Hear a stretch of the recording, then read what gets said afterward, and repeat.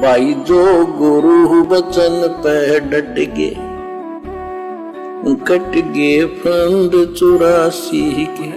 कबीर परमेश्वर जी का कलयुग में अवतरण है। अब कलयुग में 650 साल पहले परमात्मा ने किस प्रकार से 120 साल तक एक लीला की और कैसे परमात्मा शिशु रूप में प्रकट हुए, कैसे नीरू नीमा को मिले और आगे की क्या लीला है। लेखक के शब्दों में यानी सतगुरु रामपाल जी परमेश्वर जी अपने कर कमल से लिख रहे हैं। बंदी छोड़ कबीर परमेश्वर जी ने द्वापर युग में अपने प्रिय शिष्य सुदर्शन वाल्मीकि जी को शरण में लिया था। यानी द्वापर में जब कबीर परमात्मा इसी प्रकार से लीला करते हुए एक पूरा जीवन जी के गए तो उस समय करुणामय ऋषि के नाम से आए थे और उस समय सुदर्शन सुपच नाम का व्यक्ति कबीर परमात्मा का भगत था। भगत सुदर्शन जी के माता पिता ने परमेश्वर कबीर जी के ज्ञान को स्वीकार नहीं किया था, जिनके नाम थे, पिताजी का नाम था भिखूराम तथा माताजी का नाम था सुखवंती। जिस समय दोनों माता तथा पिता शरीर त्याग कर गए तो भगत सुदर्शन जी अत्यंत व्याकुल रहने लगे, भक्ति भी कम करने लगे थे। अंतर्यामी करुणामय जी यानी द्वापर युग में कबीर परमेश्वर करुणामय नाम से लीला कर रहे थे। उन्होंने अपने भगत के मन की बात जानकर पूछा, हे भगत सुदर्शन, आप कौन सी चिंता सता रही है? क्या माता पिता का वियोग सता रहा है या कोई अन्य पारिवारिक समस्या है? मुझे बताइए। भगत सुदर्शन जी ने कहा, हे बंदी छोड़, हे अंतर्यामी, आप सर्वज्ञ हैं, सब कुछ जानने वाले हैं, आप बाहर भीतर की सर्व स्थिति से परिचित हैं। हे प्रभु, मुझे मेरे माता पिता के मरने का दुख नहीं है, निधन का दुख नहीं है, क्योंकि वे बहुत वृद्ध हो चुके थे और आपने बताया है कि ये 5 तत्व का पुतला एक दिन नष्ट होना है। मुझे चिंता सता रही है कि मेरे माता पिता अत्यंत पुण्यात्मा, दयालु तथा धर्मात्मा थे। उन्होंने अपनी भक्ति लोक वेद के अनुसार की थी, यानी देखा देखी मनमाना आचरण, जो शास्त्र विधि के विरुद्ध थी, जिस कारण से उनका मानव जीवन व्यर्थ गया। अब पता नहीं किस प्राणी की योनि में कष्ट उठा रहे होंगे। आपसे नम्र निवेदन है, आपका दास कहता है कि कभी मेरे माता पिता मानव शरीर प्राप्त करें तो उन्हें अपनी शरण में लेना परमेश्वर, तथा उन्हें भी भवसागर से काल ब्रह्म के लोक से पार करना मेरे दाता। मुझे यही चिंता सता रही है।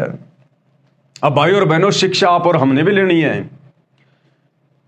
क्योंकि परमात्मा ने जो पुस्तक हमें लिखकर दी है, ये या कोई भी पुस्तक लिखकर दी है, कोई भी सत्संग किया है, वो आप और हमारे लिए किया है, हमें सावधान करने के लिए किया है, भक्ति में दृढ़ करने के लिए किया है।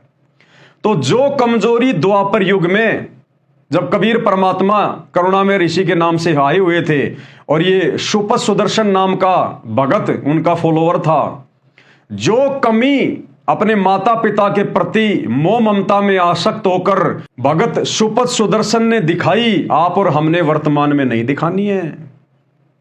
देखो, हमने माता पिता को भक्ति मार्ग का संदेशा देना है। अगर वो भक्ति मार्ग पर लगते हैं तो बहुत अच्छी बात है। अगर माता पिता या कोई भी परिवार का सदस्य भक्ति पर नहीं लगता है, बार बार समझाने पर भी, तो फिर हमने उनकी चिंता नहीं करनी भैया। फिर उनका प्रारब्ध, उनका भाग्य, अभी उनकी टिकट नहीं है सतलोक जाने की, और जिसकी टिकट आ गई उसने पूरी तैयारी करनी है, उनके चक्कर में नहीं पड़ना। परमात्मा ने हमें कितना समझा दिया कि बेटा तेरे यहां असंख्य जन्म हो चुके हैं, असंख्य बार तेरे माता पिता हो चुके हैं, असंख्य बार तू ना जाने कितने बेटा बेटी पैदा कर चुका है, और ये जीवन तू पूरा का पूरा अपने गुरुदेव के प्रति समर्पित कर दे, ज्ञान को आधार बना के। ये माता पिता तो ना जाने तुझे कितनी बार पशु योनियों में मिल गए, पक्षी योनियों में मिल गए, स्त्री या पुरुष का जन्म पाया उन योनियों में मिल गए, लेकिन ये भगवान बारंबार नहीं मिलता। और कहते माता पिता मिल जाएंगे लख 84 माही, कल को पार नहीं हुआ, मोक्ष नहीं हुआ, गधा बनेगा वहां भी माता पिता मिलेंगे तेरे को, कल को कुत्ता बन गया वहां भी माता पिता मिलेंगे, इंसान बन गया तो भी माता पिता मिल जाएंगे, लेकिन हर जन्म में ये कबीर भगवान और इसकी भक्ति नहीं मिलेगी।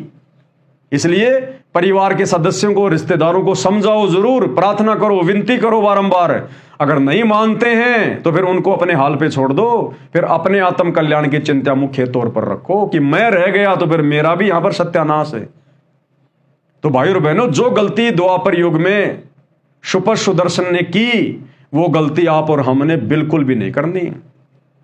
जिस प्रकार हमें परमात्मा ने संभाल लिया, उसी प्रकार परमात्मा उनको भी संभालेगा फिर किसी जन्म में। तो भाई और बहनों, हमने पीछे परिवार की चिंता नहीं करनी। इस ज्ञान को हमने पूरी तरह से आधार बनाना पड़ेगा, तभी हमारी आस्था इस गंदे लोक से हटेगी। यहां कोई किसी का माँ बाप नहीं है। हमारे करोड़ों अरबों जन्म हो चुके हैं। बता दो पिछले जन्म में हमारे माता पिता कौन थे, बता दीजिए। अरे जब हम पिछले जन्म में थे, जिस भी योनि में थे, वहां भी हमारा इसी प्रकार से प्यार प्रेम था, लाग लगाव था। आज हमारा दोबारा जन्म हुआ तो हम भूल भाल गए सब कुछ। तो इसी प्रकार भाई और बहनों, हमने अपने अगले जन्म की ओर ध्यान देना है कि सतलोक में जाना है, इस गंदे लोक को छोड़ना है।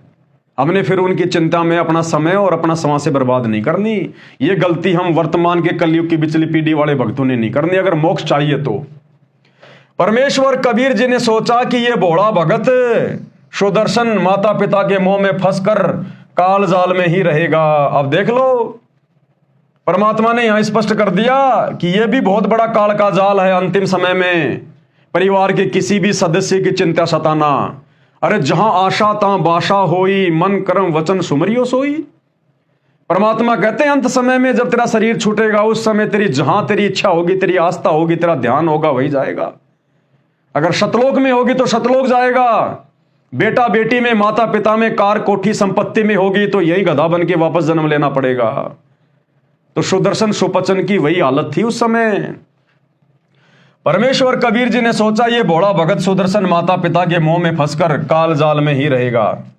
काल ब्रह्म ने मोह रूपी पास बहुत दृढ़ बना रखा है। ये विचार कर परमेश्वर कबीर जी ने कहा, हे भगत सुदर्शन, आप चिंता मत करो, मैं आपके माता पिता को अवश्य शरण में लूंगा तथा पार करके ही दम लूंगा। आप सत्य लोग जाओ, ये चिंता छोड़ो। परमेश्वर कबीर जी के आश्वासन के पश्चात भगत सुदर्शन जी सत्य साधना करके सतलोक को गया, पूर्ण मोक्ष प्राप्त किया। अब मोक्ष तो भाई और बहनों वर्तमान में होगा। अब आना पड़ेगा उस सुदर्शन सुपच को वर्तमान में मनुष्य जन्म लेकर। अब यदि वो आजीवन मर्यादा में रह के भक्ति करेगा तो पार होगा। अब बताओ, परमात्मा के इतना कहने मात्र से उसको कैसे सांत्वना मिल जाएगी?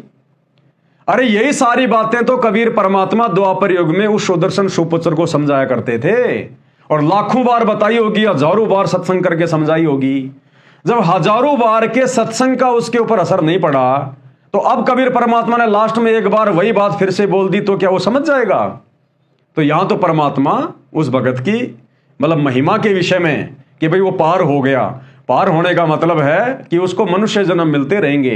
पार तो अब होगा, पार होने का समय तो ये है, अब है ये पार होने का समय। अरे जो मान सरोवर पे जाकर और वहां जाकर अपने माता पिता की चिंता कर रहा है, वो कैसे पार हो जाएगा?